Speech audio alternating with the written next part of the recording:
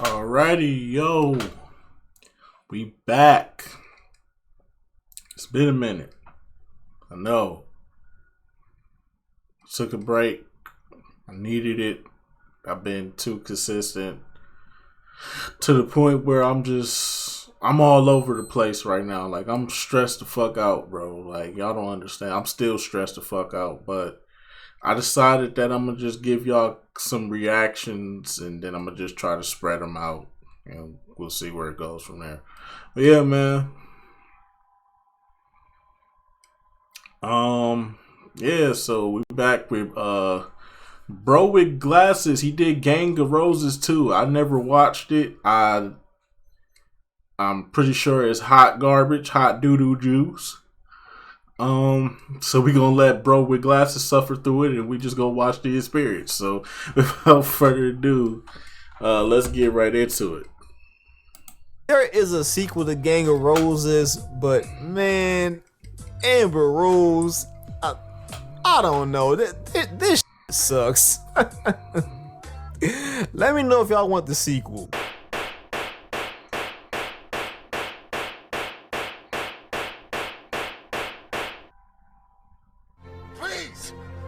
Please! No! Man, this dude is off the chain. I didn't think you could sink any worse than Gang of Roses. Boy, did Jean-Claude Lamar prove me wrong. Released in 2012, Gang of Roses 2 feels more like a rough draft or a pitch rather than an actual movie. You might be wondering, who greenlit a sequel to this in the first place? I mean, it doesn't really shock me in a time where everything is getting rebooted. I mean, they were going to bring back Lizzie McGuire. Like, who asked for that? Exactly. She made a Cookout too. So, a Gang of Roses sequel is not surprising. Like a rhinestone cowboy. Dun, dun. Duh. Black as on a star-spangled horse in a rodeo. Gang of Roses 2 takes place 8 years after the original. And since they couldn't get any of the original cast back, we have very loose connections to the first. Tiana Taylor, I'm not using their character names. Tiana Taylor is a bank robber who gathers 3 women with no bank robbing experience to execute a $500,000 heist. I know, it already sounds stupid, but stick with me. We have Roxy Diaz, who is the niece of a member of the Rose Gang.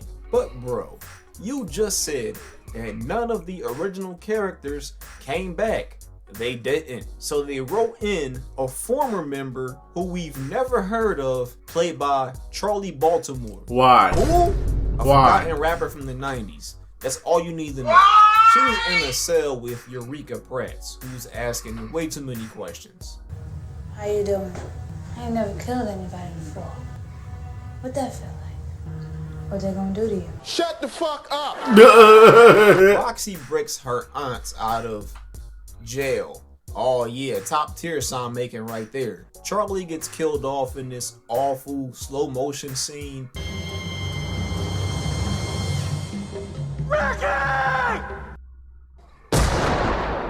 Really? And nothing of value was lost. And Roxy ends up leaving with Prats. Then there's Claudia Jordan, aka Brocahontas. Why is she Her in husband here? was killed. So she takes up a job at a saloon Hey, yo. owned by Khalida Smith. Hey, yo. Hey, yo. You's a freaky ass nigga! Fucking freaky frog! You freaky frog! You Hey. freaky frog! Wind that back. Wind Fucking freaky frog! that back. You freaky frog! Claudia Jordan, aka Brocahontas. Her husband was killed. So she takes up a job. Y'all can't see it, but her booty crack showing. You's a freaky ass nigga! Yes, sir. Fuck me! Yes, sir. You know, you already know. Job at a saloon owned by Khalida Smith. Yes, sir. Recognized from the Bernie Mac show. Khalida develops a bit of sympathy for Brocahontas, so her brilliant idea is to make her play tag along with Roxy, who is Kalita's daughter. So we got the bank robber, the outlaw, I think a chick who we have no background information on, the butch, and the Indian girl. Yep. Planning to rob a military convoy. God bless him. On the back end, Bobby Brown's character from the last movie has a brother who's looking for revenge, played by Gabriel Cassius. Wait until you see the bullshit they do with him. And to round it off, the person you all came to see, Amber Rose as a bounty hunter. Nobody cares, bro. Joking about that, right? I gotta say, Amber Rose's acting not as bad as I thought it was going to be. Matter of fact, why does she have a diamond in her ear? No, you can't do that, movie. What is that? What is that?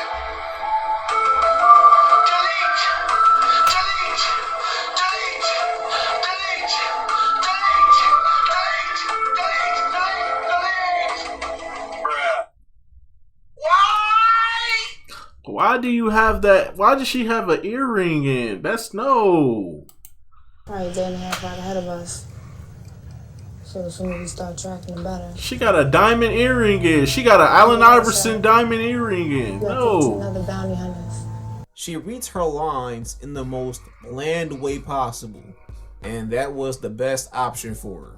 I made it a point that in the first movie, each gang member got at least one character trait, and we got scenes of them getting into a couple of altercations to show off their personality. In Gang of Roses 2, we don't get any of that.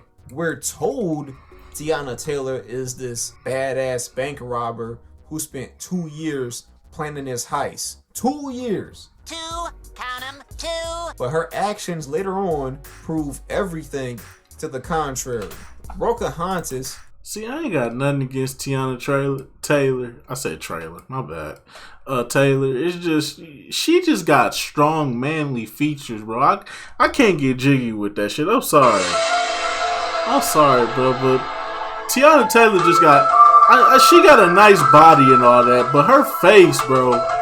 Her face is, bro. Y'all see her neck, bro? Look like she damn near got an Adam's apple, bro. What the fuck going on, cuz? What the fuck? What is that? Is Native American and angry. That's it. She gets a small scene with her estranged father because she married a white guy, and it goes nowhere. Eureka Pratt spends the whole movie puffing on cigars and speaking like a toddler trying to make friends on her first day of school. Unless we can get past that army of soldiers that's probably going to be accompanying this thing. What? Last I heard, you were out to find the Barker brothers. There was a bounty on them and bring them back dead. I heard you was trying to find the Barker bros and they end up dead. Roxy is the only character who has something going on, but also nothing going on. Huh? Her mom, Kalita Smith's character, has no problem with her only child going on this dangerous mission when she just lost her sister only hours ago. Sure. What the fuck? Then Roxy goes to a church they need to secure for the heist, and we get a decently acted scene. You're joking about that, right? Nope. Roxy is talking to a Mexican priest, telling him the story of her father, how much she loved him and admired him. One night, he drunkenly assaulted her, left the next day, and never came home. That's not cool. The priest is playing dumb the whole time, but you can see the guilt in his eyes. Roxy guns him down inside of the church, finally conquering her demons. Get him, girl. It's the best scene out of both movies, hands down. The problem is that it came out of nowhere. The father is never mentioned. That RKO is underrated. That's an underrated RKO. And the time that could have been devoted to flesh in this storyline out goes to this rat-faced fuck. Oh, hell no! Yeah, he's back. And I'm Why? gonna get to him in a second. Why? But you can't write an emotional. Why? Why?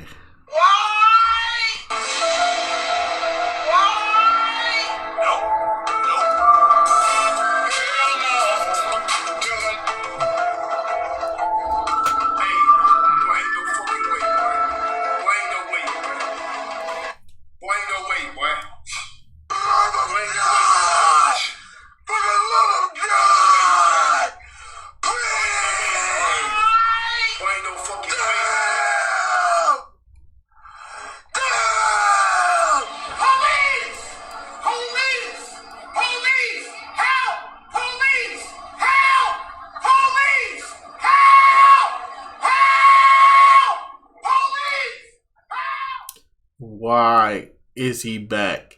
Didn't his character die in the first movie? So how you gonna come, man? This some bullshit right here. This some old bullshit right here. Emotional scene and expect us to care when there is no build-up. And the movie isn't even that long, clocking in at an hour and 15 minutes. Oh goddamn! Without credits, and it still feels too long. Shit, Let's trash. talk about this heist, the grand finale, shall we say? No joke, this may be one of the worst endings to a movie I've ever seen. Right up there with Undercover Brother 2. Oh, don't talk about that movie. Please don't talk about that again. movie. So Gabriel Cassius and his gang hijack the military convoy, steal the money, and disguise themselves so they can draw out the Rose Gang. The Rose Gang disguise themselves as nuns and steal the money once the Cassius gang clears out the church. Pause. Earlier in the movie, Tiana Taylor made it very clear that she couldn't execute this heist because she didn't have the combination to a safe the money would be in.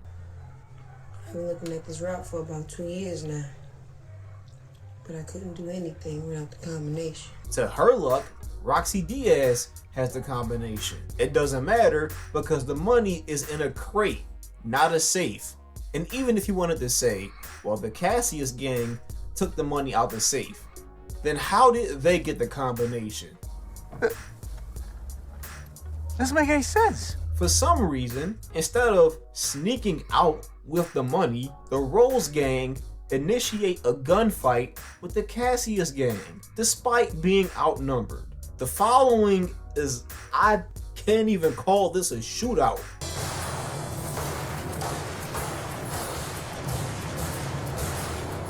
What the hell is even that? Nobody's moving, nobody's struggling. Just stand there and shoot like you're playing one of those arcade machines.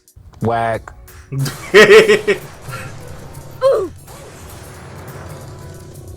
If you're wondering what the fuck just happened, Roxy died. You wouldn't know it because there's no blood and no impact from the gunshots. Just died, ass tooted out. And she died so terribly too. If you get shot, you not gonna grace your fall. She graced her fall. She braced for her fall. And then proceeded to toot her ass up in the air.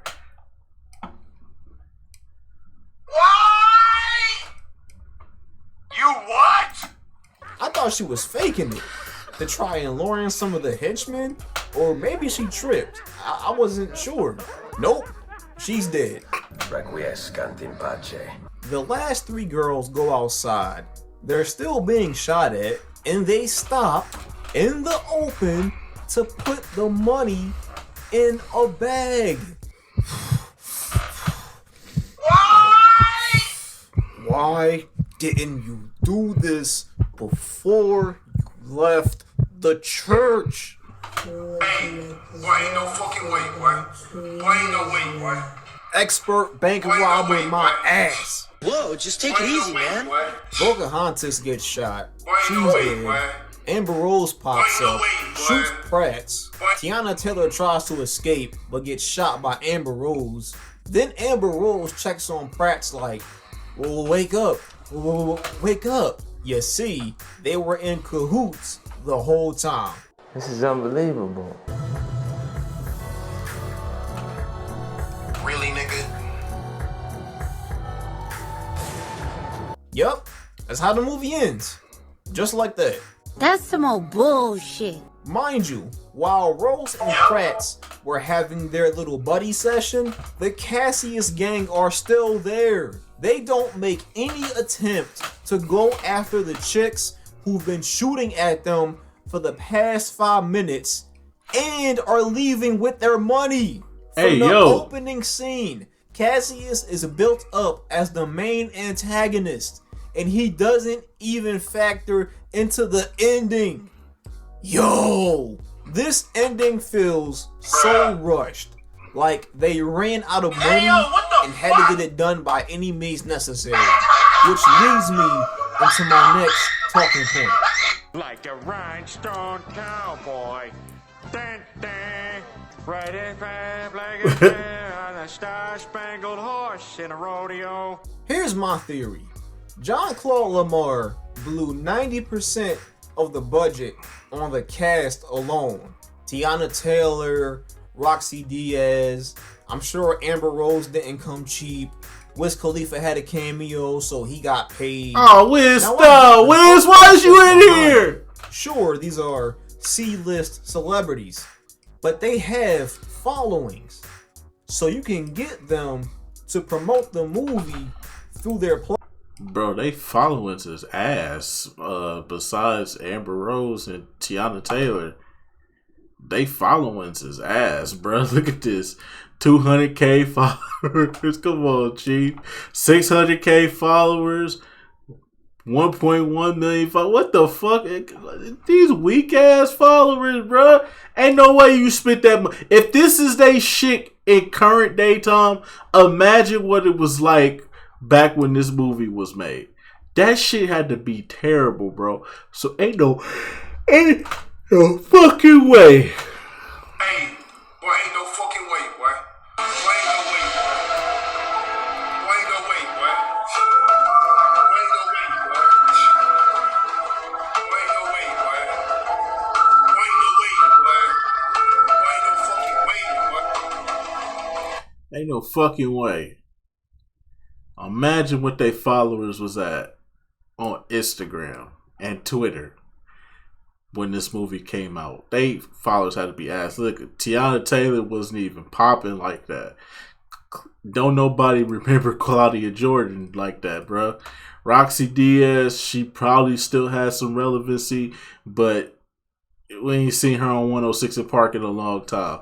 Amber Rose is probably the most relevant out of everybody here because of Wiz Khalifa alone, but I guarantee you Amber Rose was not doing numbers like this because remember, Amber Rose was obscure. This is before OnlyFans. This is before she had her own talk show and shit like that.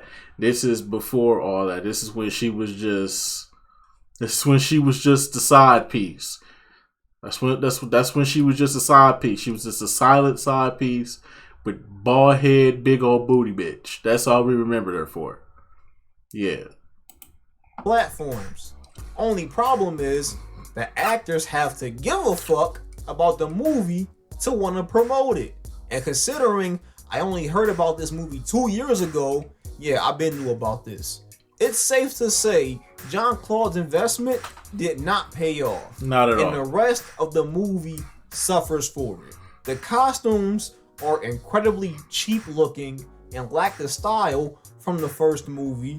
Oh god, the audio spikes mid-conversation, complete amateur hour. Why? What's it sound like?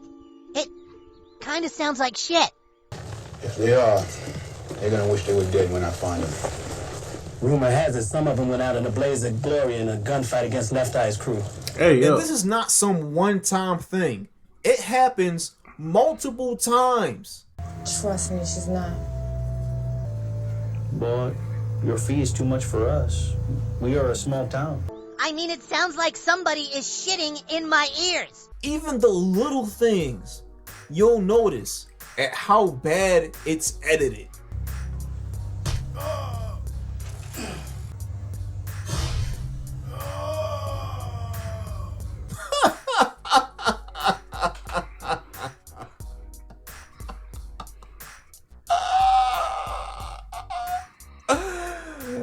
tell me. Look at this wanted poster. Who is this supposed to be? Bruh. Whose 6-year-old daughter drew this? Who? Who?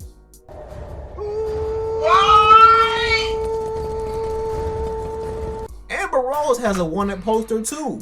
Why did you get 2 different people to draw these pictures? I don't know. Like a rhinestone cowboy. Dun, dun, red and red, black and red, on a star-spangled horse in a rodeo. Yep, our boy is back at it again. For anyone who didn't see the previous Gang of Roses video, John Claude plays Lil' Kim's love interest, and he died in that movie. Now he's back as a new character, and guess what? He's playing Roxy Diaz's love interest. I'm gonna say this again. As a man, the writer or director of a movie should never put themselves into a sex scene. It makes you look really creepy. And while this isn't as rude as the first one, John Creep Lamar went out of his way to make himself another character just so he can make out with one of the actresses. Dude's a weirdo. And what does his character have to do with the story? Nothing. He overhears the Rose Gang planning a heist, and he tells the local sheriff hoping to get a reward. The sheriff asks, well, how did you come across this information? He says, well, one of them is my girlfriend. I shit you not. The sheriff says, well, what are you doing snitching on your girlfriend? I'm arresting you for violating love. What?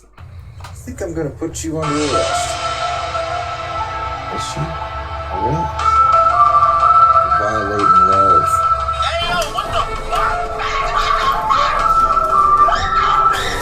And that's the last we see of John Claude's character. What was this supposed to be? Comedy?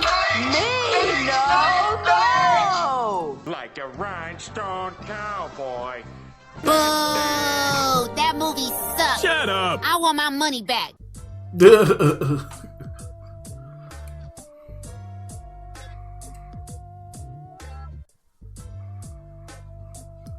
Don't y'all ever ask me to watch a movie directed by this motherfucker ever again. No, we gonna ask you. I don't even know you, and I hate your guts. All the bad things in life happen to you and nobody else. Damn. You. Yes, sir. You a freaky ass nigga. Hey, yo.